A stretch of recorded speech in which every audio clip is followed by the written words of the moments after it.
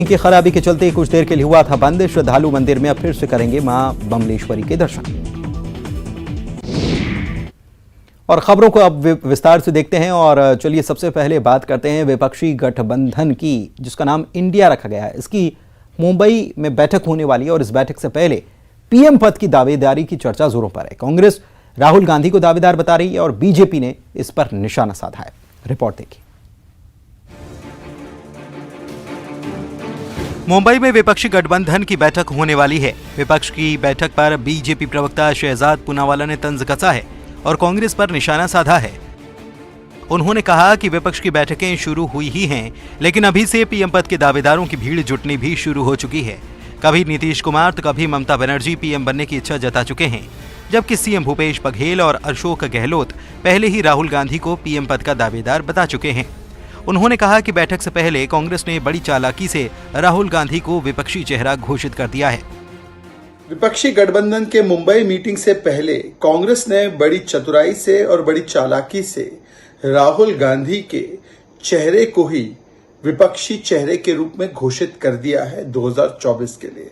चाहे वो भूपेश बघेल हो, चाहे वो अशोक गहलोत हो, दोनों ही प्रथम परिवार की सहमति और कांग्रेस पार्टी के आग्रह पर ये लगातार बताए जा रहे हैं कि राहुल गांधी ही 2024 में विपक्षी चेहरा होंगे प्रधानमंत्री के लिए, कि वही चेहरा होंगे प्रधानमंत्री रेस में। विपक्षी गठबंधन की बैठक से पहले सीएम भूपेश बघेल ने राहुल गांधी को पीएम पद का दावेदार बताया है। ऐसे बयानों के बाद बीजेपी गठबंधन पर सवाल उठा रही है। हालांकि कांग्रेस नेता पवन खेड़ा ने सीएम भूपेश बघेल के बयान को उनके मन की बात बताया है। जाहिर सी बात है, कांग्रेस के नेता हैं, वो अपने मन की बात प्रकट कर रहे हैं, तो उसमें कुछ गलत नहीं है। जाहिर सी बात है, कांग्रेस के नेता हैं, वो अपने मन की बात प्रकट कर रहे हैं, तो उसमें कुछ गलत नहीं है। राहुल गांधी की दावेदारी पर जब आरजेडी सांसद मनोज झा से पूछा गया तो उन्होंने कहा कि हर दल के अपने अपने विचार होते हैं। मेरा मानना है कि वो उनके दल के नेता है ना, हर दल के अपने अपने विचार होते हैं, लेकिन इंडिया एक सामूहिक गठबंधन है और सामूहिक गठबंधन में कार्यक्रम से लेकर के सारी चीजें उसी हिसाब से तय होती हैं। आज के दिन में मोदी जी की लड़ाई किससे है पता है? We the people of India, हम भारत के लोग। बैठक से पहले ही राहुल गांधी को पीएम पद का दावेदार बताए जाने पर विपक्षी गठबंधन की एकता पर सवाल उठ रहे हैं। अगर सभी पार्टियां पीएम पद पर दावेदारी करेंगी तो गठबंधन एकजुट कैसे रह पाएगा, ये बड़ा सवाल है। Bureau report, news 18।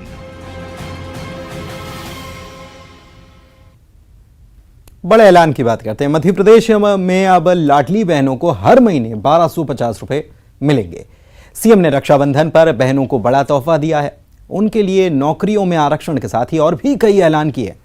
प्रदेश में चुनाव से पहले इसे सीएम का मास्टर स्ट्रोक बताया जा रहा है।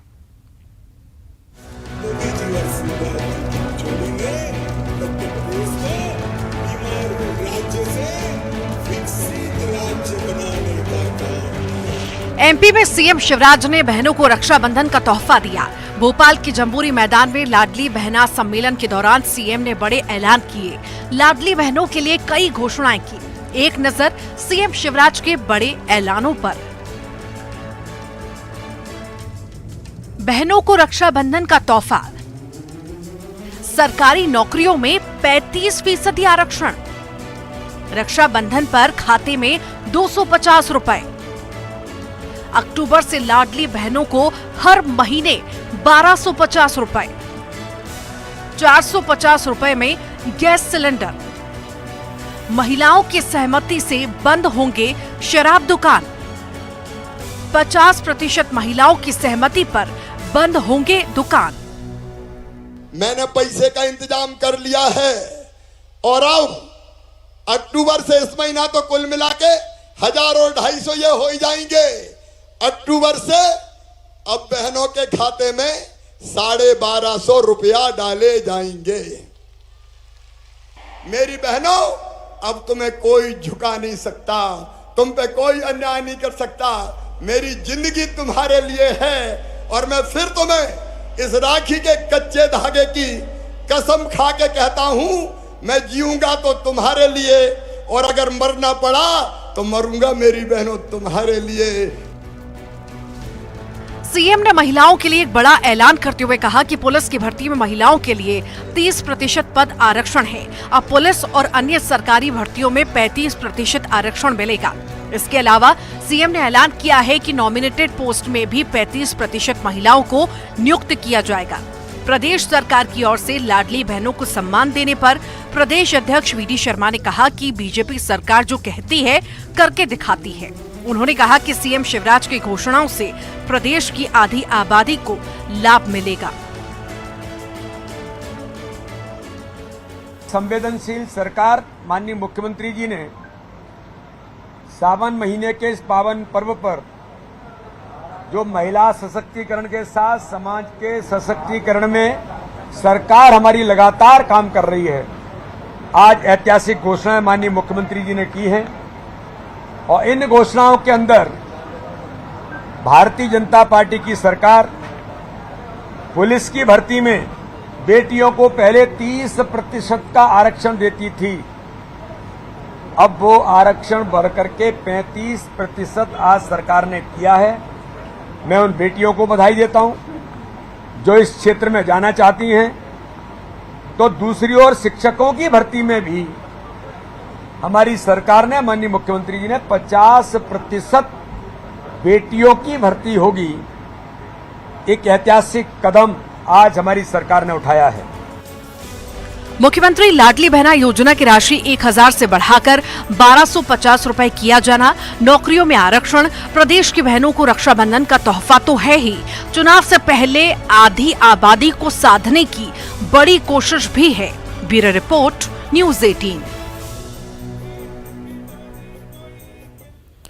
और चलिए बढ़ते आगे। ग्वालियर में पुलिस ने मनचले को सबक सिखाया और ऐसे सिखाया कि ये बिल्कुल अनोखा सबक था। छेड़छाड़ के आरोपी का बीन बजाकर जुलूस निकाला गया। इस दौरान आरोपी पुलिस से माफी मांगता रहा।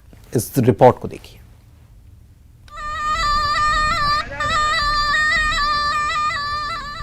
बीन बजाकर सपेरे सांप को नचाते हैं, लेकिन यहां बीन सांप के लिए नहीं, उस इंसान के लिए बजाई जा रही है जिसकी सोच सांप के जहर से भी खतरनाक है।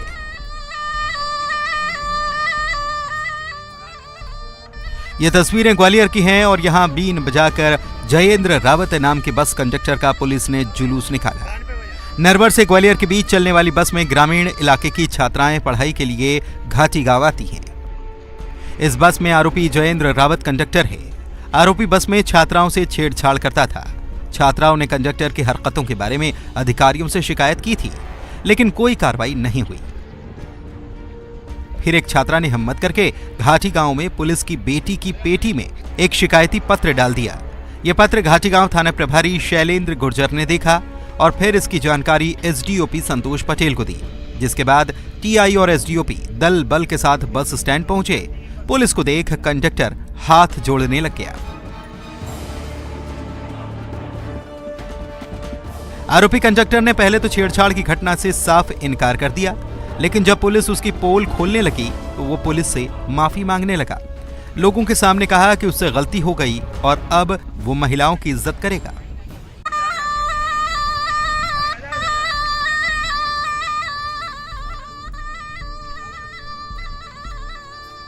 घाटी गांव पुलिस जब कंडक्टर से पूछताछ कर रही थी, उस दौरान भारी भीड़ जमा हो गई।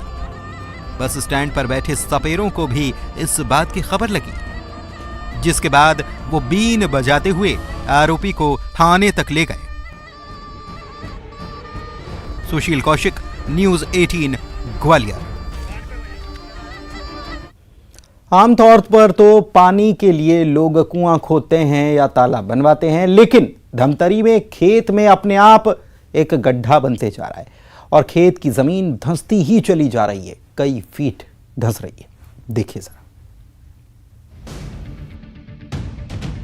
खेत में नजर आ रहा ये गड्ढा कोई कुआं या तालाब नहीं, इसे किसी इंसान ने नहीं बनाया। खेत में जमीन अपने आप धंसती जा रही है, गड्ढा गहरा होता जा रहा है। किसान परेशान है, आखिर खेत क्यों धंस रहा है? ये तस्वीरें धमतरी के सेहरा डबरी गांव की हैं। गांव के खेत में जमीन का बड़ा हिस्सा धंस गया है। अक्सर आपने फिल्मों में या काल्पनिक कथाओं में देखा होगा कि धरती फटती है या धरती धंस जाती है, लेकिन इस वक्त हम धमतरी में खड़े हैं और ये घटना वाकई में हैरान करने वाली धमतरी में घटी है कि यहाँ पर की धरती धंस गई और लगातार धंसती ही जा रही है। ये धमतरी शहर से लगा हुआ सेहरा डबरी गांव है और वहां के खेत में बीचों बीच इस वक्त हम खड़े हैं। इस खेत में ये बड़ा गड्ढा आप देखिए, ये बड़ा गड्ढा अपने आप हो गया है। यहाँ पर की जमीन जो है अपने आप नीचे धंसती जा रही है। यहाँ पर धान की फसल लगी हुई है, तो जितने एरिया की जमीन धंसी है वो उसकी फसल भी पूरी तरह खराब हो चुकी है और आजू बाजू के खेत का पानी यहाँ पर आके भरता जा रहा है और सारा पानी ये गड्ढा सोखता जा रहा है। थोड़ी देर पहले इस गड्ढे की नाप ली गई है, तो जो है इसका दायरा जो है करीब करीब 17 मीटर व्यास का लगभग ये गड्ढा है, जो करीब करीब गोलाकार शेप में है, वृत्ताकार शेप में है, इसका आकार गोल है और ये जमीन लगातार धंसती जा रही है। लोग समझ नहीं पा रहे हैं कि आखिर ये क्या मामला है, अचानक धरती इस तरह से धंसी क्यों। खेत के बीचों बीच पहले 17 मीटर व्यास का और 32 फीट गहरा गड्ढा बना, लेकिन इसकी गहराई बढ़ती जा रही है। ये गड्ढा 32 फीट से बढ़कर 7 फीट गहरा हो चुका है। इस गड्ढे में खेतों का पानी भर रहा है, जिससे धान की फसल पर भी खतरा है। बुलबुला आ रहा था, झाग के समान दिख रहा था थोड़ा सा, और जमीन धंसी हुई नहीं थी उस समय, वो बराबर था। फिर मैं सेकंड दिन सुबह आया, फिर देखा कि 10 फीट के आसपास गहरा हो गया था। ये मैंने चौड़ाई वृत्ताकार और गहरा नहीं मालूम था उस समय, तो धान पूरी वो हो गया, तालाब के समान दिख। जमीन क्यों धंस रही है, किसान ये समझ नहीं पा रहे हैं। खेत के मालिक ने प्रशासन को सूचना दी है, लेकिन प्रशासन ने इसकी वजह का पता लगाने की कोशिश नहीं की है।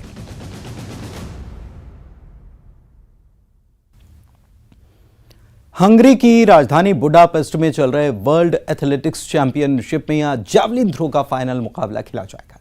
जैवलिन थ्रो के star golden boy Neeraj Chopra आज एक बार फिर से इतिहास रचने उतरेंगे। पिछले मुकाबले में उन्होंने दुनिया को हिलाकर रख दिया था। क्वालिफिकेशन राउंड में पहले ही थ्रो में फाइनल का टिकट हासिल कर लिया था। आज जब वो फाइनल में उनके सामने पाकिस्तान और चेक रिपब्लिक के खिलाड़ी होंगे, तो उनकी नजर सिर्फ और सिर्फ गोल्ड पर होगी।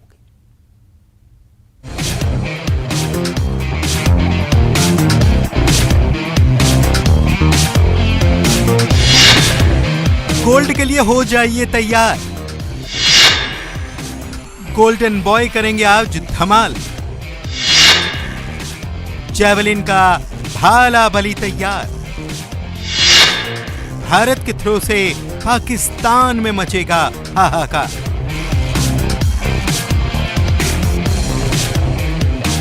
हाहाकार तो मचेगा वो भी पाकिस्तान में, क्योंकि आज वर्ल्ड एथलेटिक्स चैंपियनशिप के फाइनल का मुकाबला है। भारत के सामने पाकिस्तान है। भारत गोल्ड से बस एक कदम की दूरी पर है। भारतीय ट्रैक एंड फील्ड के poster boy Neeraj Chopra world athletics championship 2023 के फाइनल में आज जब उतरेंगे, तो इरादा इतिहास रचने का होगा। वो अधूरे ख्वाब पूरे करने का होगा जो पिछली दफा बाकी रह गया था। नीरज को भले ही पिछली बार वर्ल्ड एथलेटिक्स चैंपियनशिप में सिल्वर से संतोष करना पड़ा था, लेकिन वो दौर कुछ और था, ये दौर कुछ और है। उस समय सामने कोई और था, इस समय सामने कोई और है।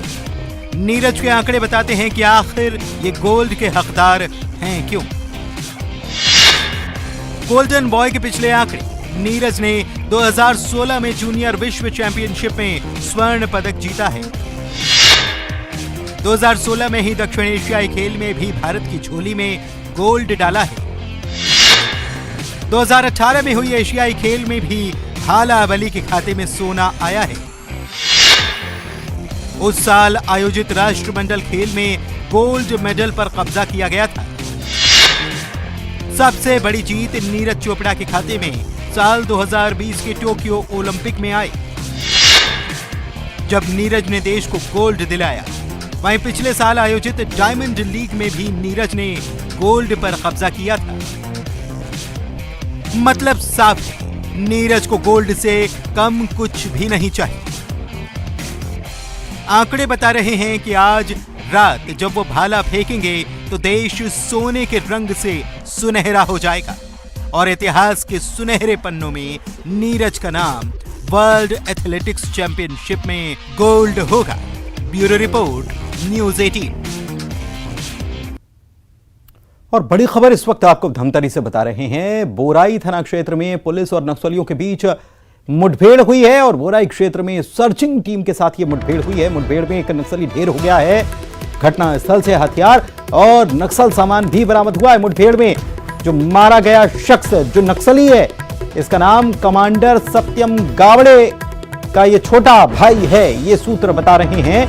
मुठभेड़ में पुलिस के 120 जवानों ने 1000 राउंड फायर किए हैं, सूत्र बता रहे हैं। मुठभेड़ में 3 नक्सलियों को गोली लगी है। शनिवार को शाम बोराई थाना के करी पानी में यह मुठभेड़ हुई थी। अभिषेक हमारे संवाददाता हमारे साथ जुड़े हुए हैं फोन लाइन पर, उनसे बात करते हैं। अभिषेक, बहुत बड़ी मुठभेड़ इसे कहा जा सकता है, 1000 राउंड फायर हुआ। जी बिल्कुल, 120 जवानों की टीम थी जो सर्चिंग पर निकली हुई थी और उनकी मुठभेड़ जो है नक्सलियों की टीम से हुई है। कारी पानी जो क्षेत्र है उड़ीसा राज्य के सीमा से लगा हुआ इलाका है, ये बोरई थाना क्षेत्र का मामला है। और ये जो सारी जानकारी सूत्र के हिसाब से आ रही है, पुलिस के लिए बहुत बड़ी कामयाबी होगी अगर ये सत्यम गावड़े का छोटा भाई है। फिलहाल सूत्रों से मिली जानकारी है, लेकिन इसकी आधिकारिक पुष्टि होना बाकी है। लेकिन अगर ये सत्यम गावड़े जो बड़ा नक्सल कमांडर है उसका छोटा भाई, तो पुलिस के लिए वाकई में बहुत बड़ी कामयाबी है। बिल्कुल, पुलिस के लिए वाकई में बहुत बड़ी इसे कामयाबी माना जाएगा। बहुत शुक्रिया आपका। एक बड़ी खबर भोपाल से, अमित शाह जन आशीर्वाद यात्रा को हरी झंडी दिखा सकते हैं। चित्रकूट से जन आशीर्वाद यात्रा की शुरुआत हो सकती है। बड़ी खबर बता रहे हैं, 3 सितंबर को जन आशीर्वाद यात्रा को हरी झंडी दिखाई जा सकती है। चित्रकूट में दिग्गज नेताओं कार्यकर्ताओं का जमावड़ा लगने की संभावना है और यात्रा का समापन 25 सितंबर को भोपाल में होगा, जहां प्रधानमंत्री की मौजूदगी में यात्रा का समापन होना है। और इसी के साथ इस बुलेटिन में इतना ही। नमस्कार। 22 ट्रेनें फिर रद्द। तीसरी रेल लाइन के कार्य